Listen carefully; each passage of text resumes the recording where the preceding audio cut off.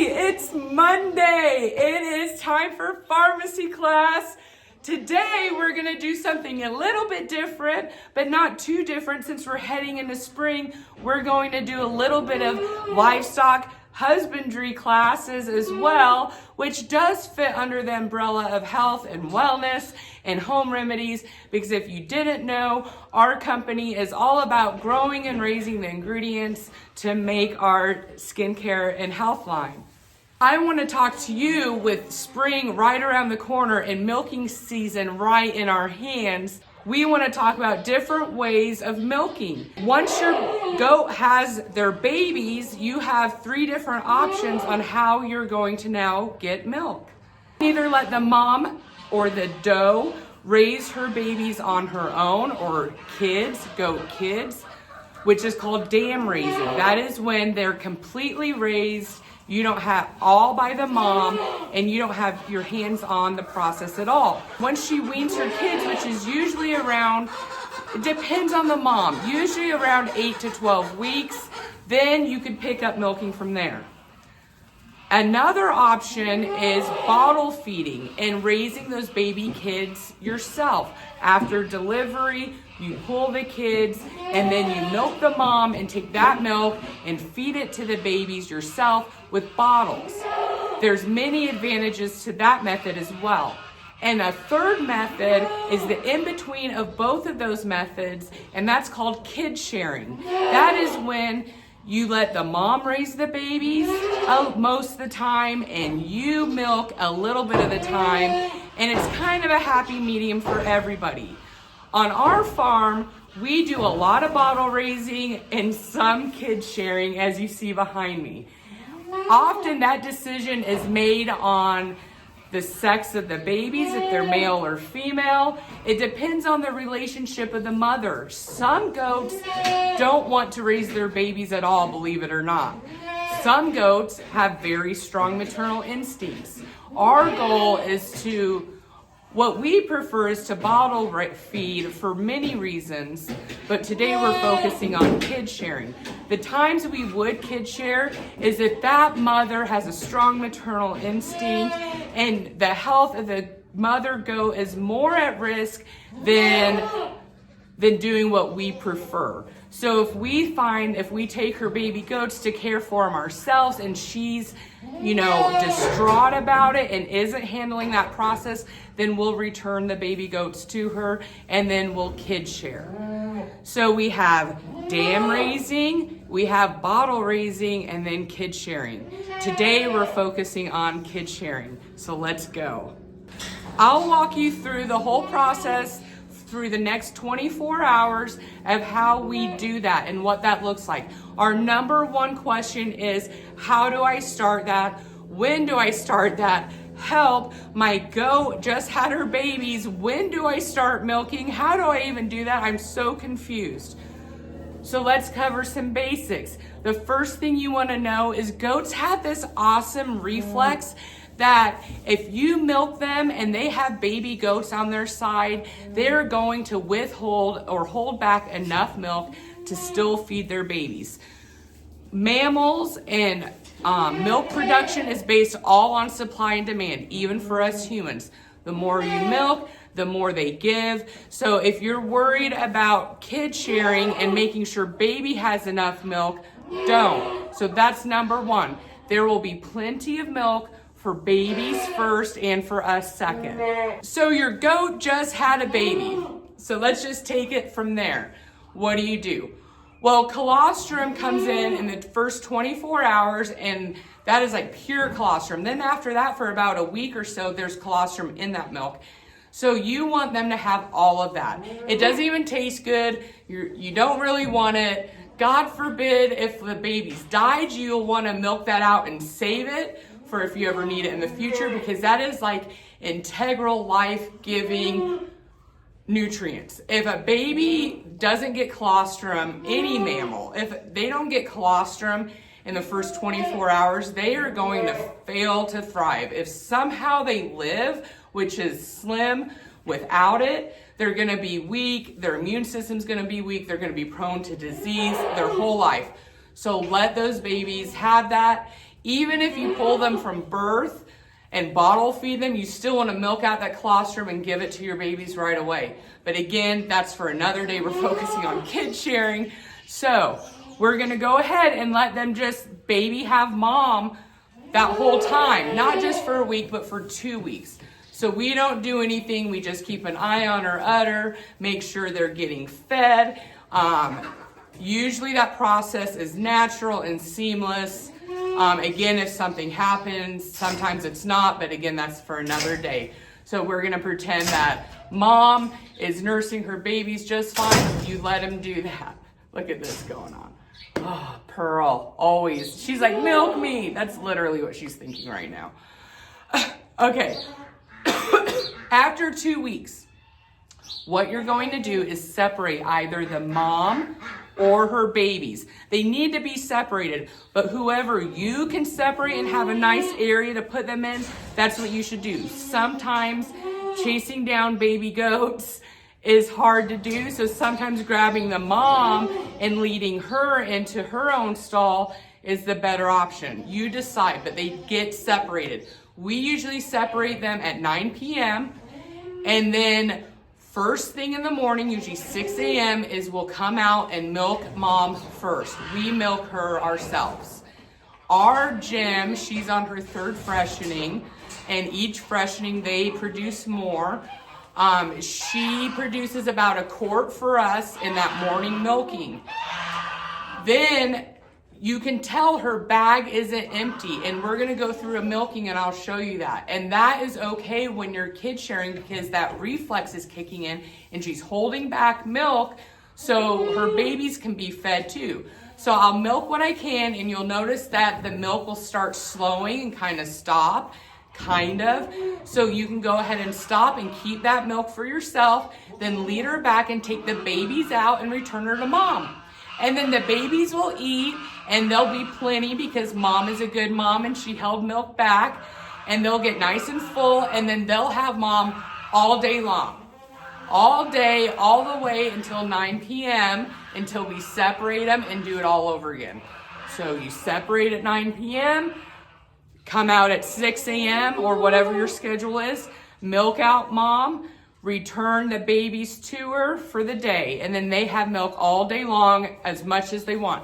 Then when they wean about, like I said, that can vary, usually 8 to 12 weeks, then you start milking mom full time once in the morning and once in the evening. And when we start that, our gym produces about a gallon a day once that season arrives. And again, supply and demand. So then my twice a day will start that gap. So she'll go from being used to being nursed on all the time by her babies or as needed basis to then shifting into being milked only twice a day where her bag will get used to being filled again and we'll get a lot more volume from her. And then we'll continue that cycle for several months. We usually milk about 4 to 5 months and then let them break, before they get pregnant and go into having kids again. Let's go ahead and take a look at what all of that looks like. All right, so we're gonna do like a whole 24-hour session. Are you ready? Let's go. All right, since it's evening, we're gonna put our goat mama up and, like I said, separate her from her babies. They've had mom all day long, feeding on her. They're nice and full. We're just gonna put them up about from 9 p.m. to about 6 a.m. Just long enough so they sleep and they don't miss out. And then we will let mom out in the morning and we'll milk her up, and then we'll return her to her babies and let her babies out, and the babies will eat. And then again, like I said, they'll spend all day with her, and then we'll repeat the process again tomorrow night. So let's go grab those babies.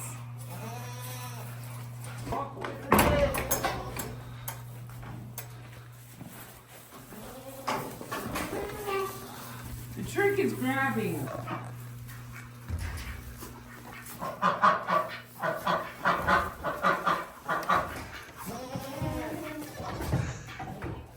Here's one little baby.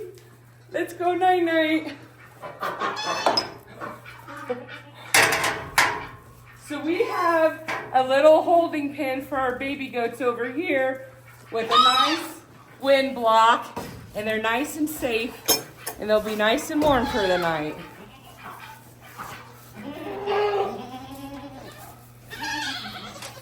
And they can see Mama, and they're still sheltered in the barn. Now let's grab that other one.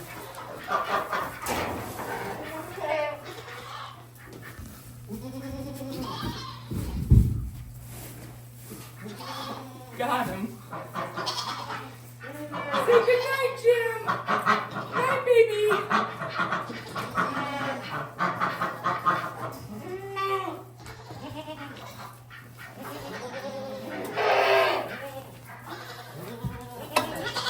There, and you can see Mama sees her babies, baby sees Mama. And we'll just get them in for the night. That's it. We'll see you in the morning. Good morning. It is the next day.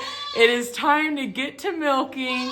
So I'm going to go grab our mama goat. You can see our babies back over here, little cuties. They are going to stay in there still while I go milk Mom, and then I'll hurry up and get her milk, and she'll come out and I'll reunite her babies with her for the entire day and afternoon and early evening. So let's go. Come on, Jim.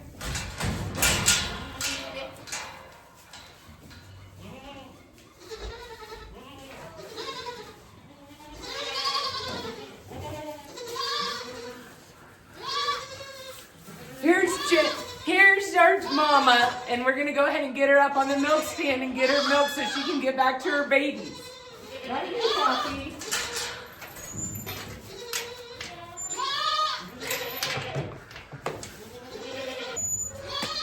Da da da da da!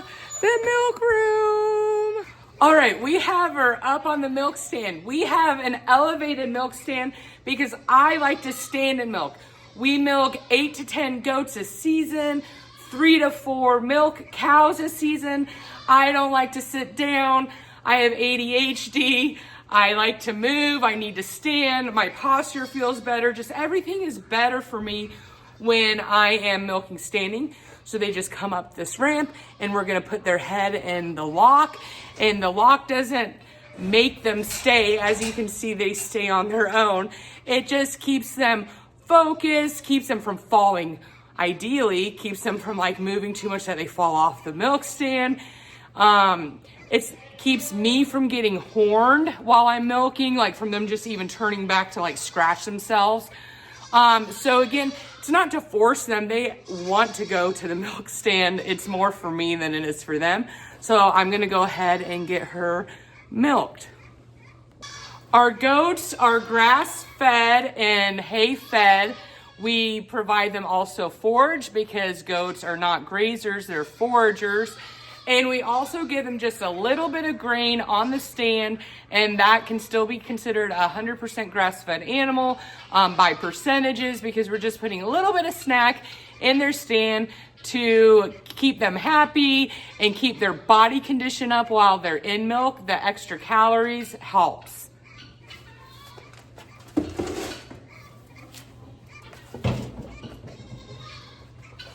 Next, I wash our goats' udders off. I use an iodine dip solution and a teat dip after that, right here. And you just would put the teat in here and you squeeze the bottom, it fills up with fluid and washes the teat for you before you begin. You see, I'm just putting a teat in, squeezing that bottle, putting a teat in, squeezing the bottle. And then we're just gonna wipe her off and then get to milking.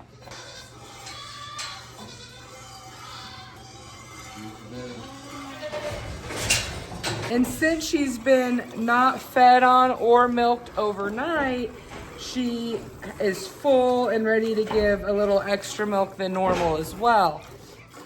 But now, as you can see, I'm getting kind of down to the last bits of milk I can get out of her. And if she didn't have kids on her, this bag would be way emptier than what it is. And you're gonna feel like, you know, she's like not letting any more out, but yet she still feels like she has some in. That's that reflex. That's how we know, oh, well, she's holding back for those babies. So we're just gonna go, and you can kind of see this stream of milk, and it's starting to stop. Let's see if I can scooch it in. See how, so it's running, and see how it's starting to stop? But her bag is still full. And that's okay. That's okay because we're going to return the babies to her.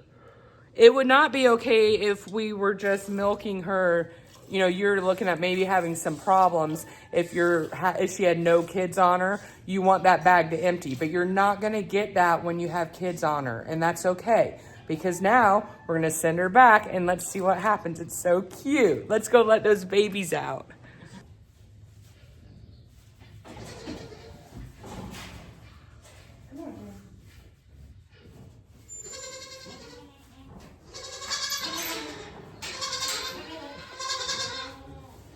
All right, Jen.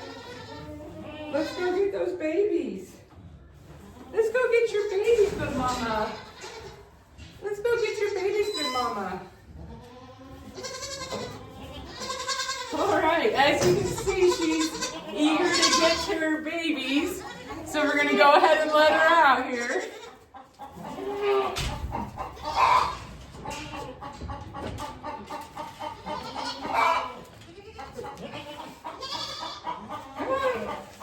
Come on, baby dogs.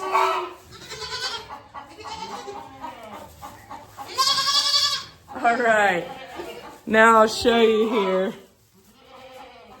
Look at those hungry babies.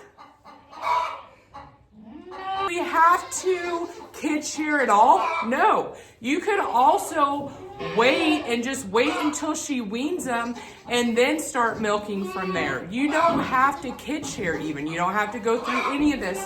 You can just let the mom raise the babies.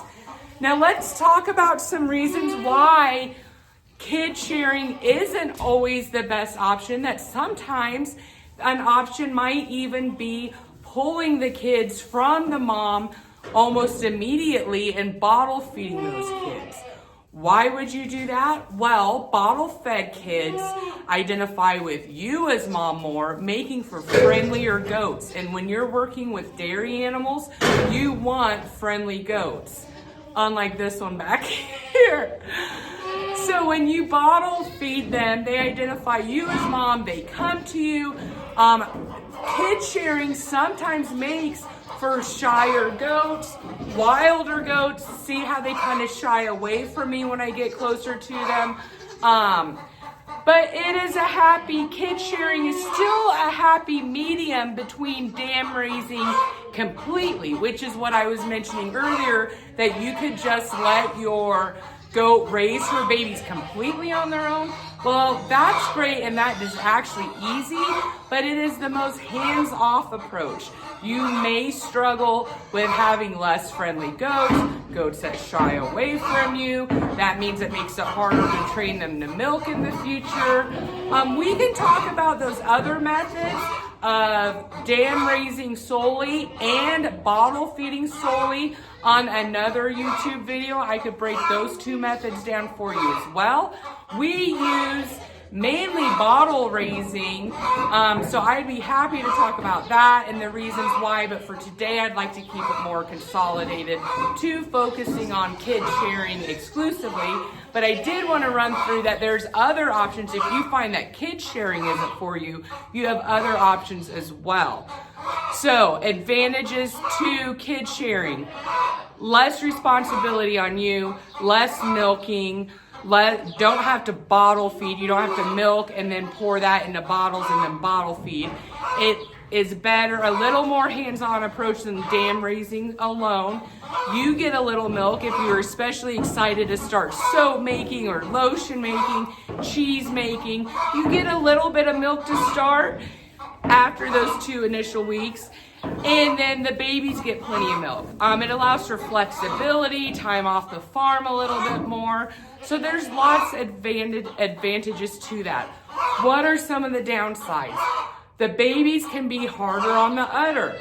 They can cause lacerations. They're not as gentle as a milkmaid's hands are. It can raise slightly more skittish goats than bottle raising might. Other downsides, you don't have as hands-on. There's more chance of possible infections happening. Could be, again, not necessarily would happen.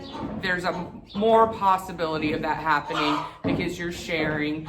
And like I said, the lacerations, the aggressive nature of a nursing kid could cause infections.